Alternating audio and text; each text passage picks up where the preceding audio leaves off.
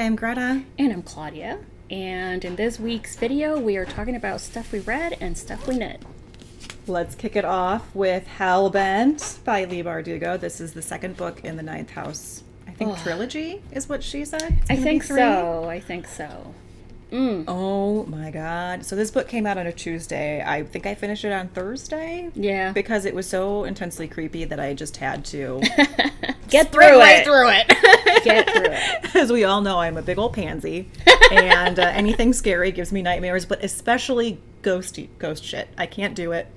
I don't know why. Yeah. Yeah, but oh, it was so good. It really was. Yeah, and I lit my candle, my Leaf House candle. It smells so good. Yeah. Yeah. It's pretty yummy. Ooh, yeah. Yeah, like you could see something like this being in Yale.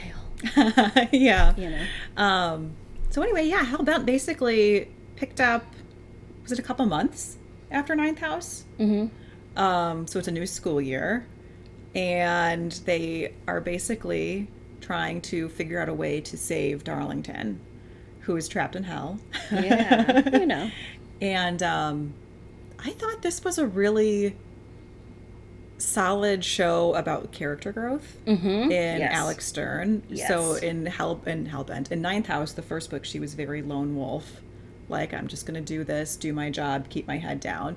But in this book, it really shows how much she's grown as a character while still maintaining, like, what makes her a person. Right, yeah. So, like, she's not all of a sudden, like, you know, I'm a super team player. She's still, like, salty and, like, and she still hides things from people and all of that. But there is a lot more reaching out. Yeah. There's a lot more acknowledgement from her that these people mean a lot to her. Mm-hmm. And I need these people and they need me, which I think for Alex is just as scary. Yeah. To have people depend on her. Yeah. Yeah, I liked how much how much more we got to see about Pam, because in the first book she was very much just like the Hermione Granger, ask me all the questions, I have all the answers for you. Right. So she got to be a lot more of a person, and same with the detective. Yeah. We got to learn a lot more about him, and I really love his character. Yeah. I think Alex kind of like needs that like rock sort of moral compass character too. Very much so. And the separate antagonist, the vampire. Yeah. That was a kick and a half. Yeah. Because you had no idea how powerful this creature was. Right. Or what the origin was, or how he was interwoven into everything else that was going on.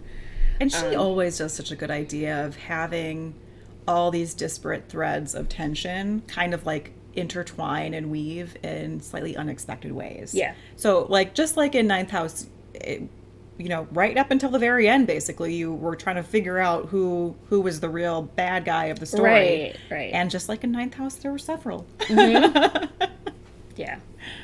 Yeah. And she's a wheel walker.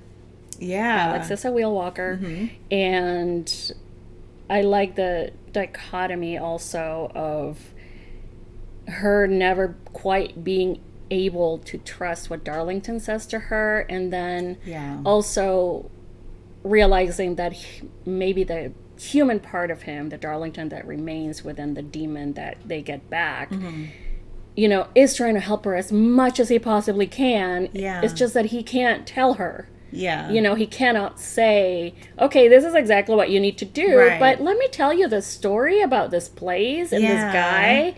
And she's like, okay, what is right, what is wrong? Like, what is the truth here? I think that's going to set up so much interesting intrigue and tension for the third book, because I think now not only is there Darlington trying to deal with all the trauma of being stuck in hell for several months, being tortured and being forced to torture other people and trying to figure out what's left of his humanity, but now there's also that slight power imbalance, because not only has Alex kind of risen in Leith House and taken on all these leadership roles and discovered that she's good at it, but now he is also required to serve her.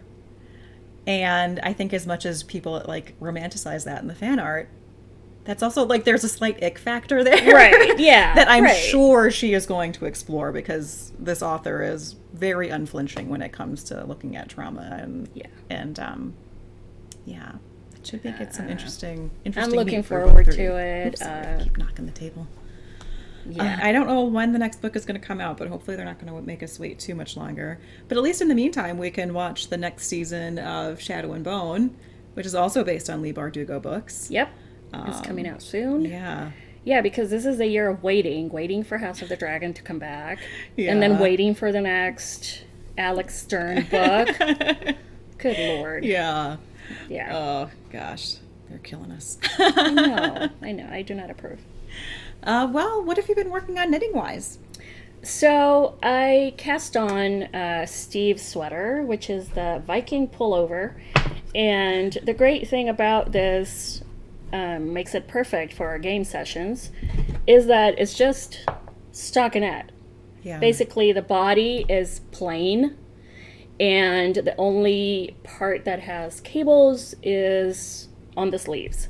So Yeah. I'm just going to be knitting and knitting and knitting for hours and hopefully get to the underarm section, and then, I can start on one of the sleeves. But something that I have really been trying to do is I have so many itty bitty leftovers of stock weight yarn. I have like probably 100 of these in various colors. Yeah. So I grabbed a bunch of blues and neutrals, and I ended up making Tiff Nealon's watercolor toques. So beautiful. And it's a pretty easygoing pattern. It's meant to be for DK weight yarn, but I just held, like I grabbed a couple that were sort of similar and held them together, and it worked, it worked out just fine. Which is brilliant. I had no idea that you could do that. Yeah. Yeah. Usually if you hold 2 stock weight yarns, you can get like a DK or a worsted weight. Okay. And it's really cute. I just started another one, and I kind of plan on interspersing like the big projects and kind of finish a big project, make a little scrappy one. Yeah. Because I really do want to pare down my stash this year. It's just, it's haunting me. Yeah, we were just talking about that, like not quite having enough stuff for like sweater quantities. And we were talking about that. I'm like, why don't I just make sweaters for my kids? Like, they're itty bitty. Like, I could probably make a sweater for them in like maybe 2 skeins. Very, very cute. But also in the effort to use some of the yarn that I already have, I made this little beret. And it was just like a free pattern I found online. There's a bunch of them out there. I can't remember the name of the pattern designer, but I'll put it out there and we can text it. But it looks really cute. Yeah, I had so much green yarn from the biggest rookie yarn mistake ever. I went to Michael's and got a sweater quantity of green yarn, not paying attention to that they were 2 different dye lots. So one was a very nice emeraldy green and one was just ever so slightly sage. But like once I actually cast them on, and I was like, wait a minute. Yeah. It was very obviously 2 different colors that really didn't coordinate. That does happen. Yeah, while I eagerly await my batch of Dragon Horde yarn, I think I'm just going to have to make a couple more hats and maybe matching ones for the headbands girls. For the girls, For the girls. Well, I made these really adorable headbands for all 3 of us. And, of course, Nadia threw it at Target one day, so we can't find hers anywhere. It's just gone. So whoever found it at Target, I hope you like it. Enjoy it. Yes, enjoy. Yeah, that's pretty much it. This big sweater and then itty bitties. Yeah, and I'm going to make a sweater as soon as that Dragon Horde yarn arrives. I'm really excited. It's like a dusty rose I can't wait to colored see it. yarn. I think it'll wear well through spring. Yeah. So yeah. All right. All right. I think that's it for us. As always, please like and subscribe to our channel. We really appreciate it. Bye.